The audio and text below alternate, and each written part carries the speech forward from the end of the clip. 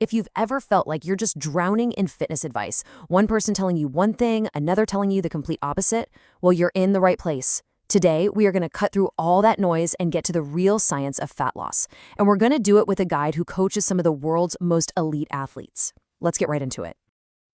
This question. It's probably the #1 frustration for so many people. You feel like you're doing everything right. You're training hard, you're eating clean, but that stubborn fat, especially right around the middle, it just will not go away. You are definitely not alone, and today we're going to figure out exactly why that happens and what you can actually do about it. So, the expert who's going to be our guide through all this is Alan Aragon.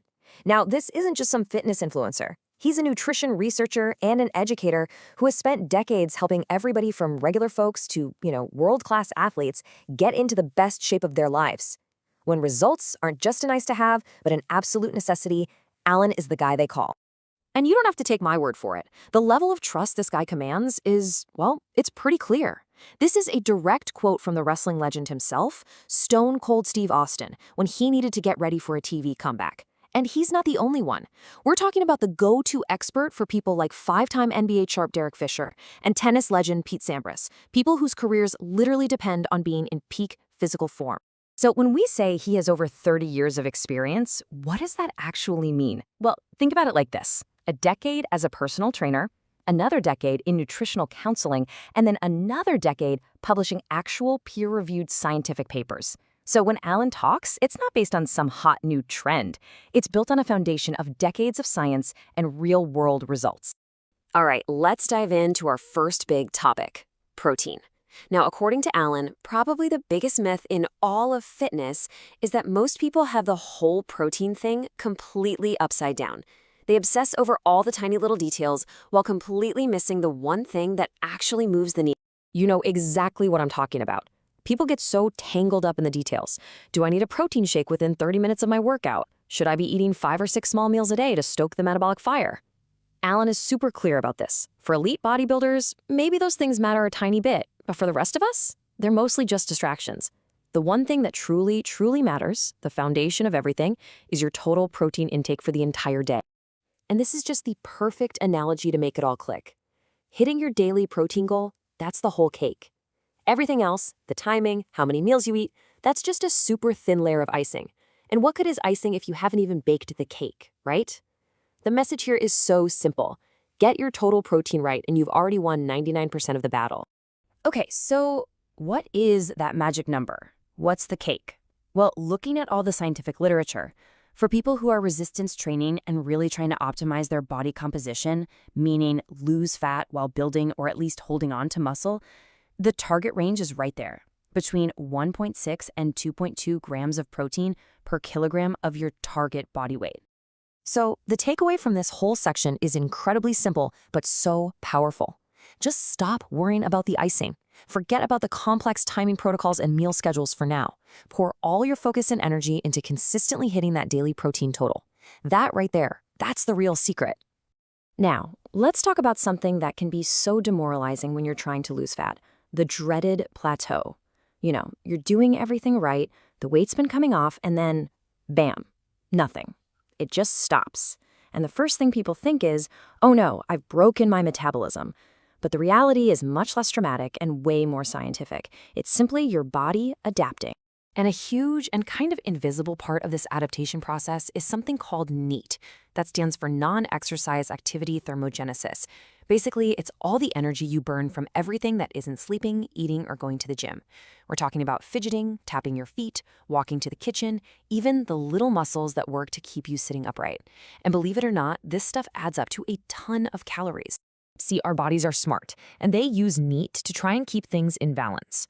When you're eating more calories in a surplus, your body often ramps up NEAT. You just unconsciously move more, you fidget more, you feel more energetic, and you burn off some of those extra calories without even thinking about it. But when you're in a calorie deficit, well, the exact opposite happens. Your body goes into energy conservation mode. It dials down NEAT. You become a little more still, maybe a little more lethargic, and you just move less. And we are not talking about a small change here. On average, this subconscious drop in movement can burn anywhere from 200 to 300 fewer calories per day. Just think about that for a second. If you created a 300-calorie deficit with your diet, your body can completely cancel it out just by making you fidget less, and you'd never even notice. This is so often the real reason your fat loss stalls. So the key here is to completely reframe how you think about a plateau. It is not a failure. It's actually a sign of success. It means your body has adapted to a new, lower body weight. Alan calls this maintenance practice. It's a chance for you to learn how to live and maintain your new weight, which is the real key to long-term success. I mean, anyone can lose weight. The real challenge is keeping it off. All right, let's circle back and tackle that question we started with, the one that drives everybody crazy. How do you get rid of that stubborn fat from one specific spot, like your belly or your thighs? Can you actually target it? So let's just ask it straight up. You've been doing 1,000 crunches, you're doing all the side bends. Is any of that stuff actually burning the fat off your midsection? And the science on this is, well, it's crystal clear. The short, simple, and maybe slightly disappointing answer is no. You absolutely cannot spot reduce fat. Your body decides where it wants to store fat and where it pulls it from, and that's all based on things like genetics and hormones. The only way to lose belly fat is to lose total body fat by being in a sustained calorie deficit. Eventually, your body will get around to pulling energy from those stubborn areas. Now, all of this leads us right into the super confusing world of all the named diets out there. You've got keto, intermittent fasting, low-fat, paleo, you name it. And every single one of them claims to be the one magic bullet for fat loss. But with all these different camps, what does the science actually say is the best diet? Well, here's the answer, and it might not be what you're expecting to hear. The best diet isn't a specific brand name. According to Alan, the best diet is any diet that does two things. First, it gives you enough protein to hold on to your muscle. And second, it's a diet that you can actually stick to because it fits your lifestyle, your preferences, and your tolerances. I mean, just look at something like keto or intermittent fasting. They work by setting up rules that just make it easier to eat fewer calories, either by cutting out entire food groups or by limiting your eating window. But the actual thing that drives the fat loss is the exact same in every single diet, a caloric deficit. And the key to success is also the same for every diet, adherence.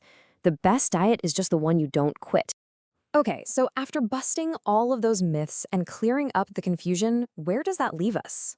Let's take everything we've learned from Alan Aragon's work and boil it down into a simple, no-nonsense, actionable strategy, a set of rules that, if you just follow them consistently, will get you results.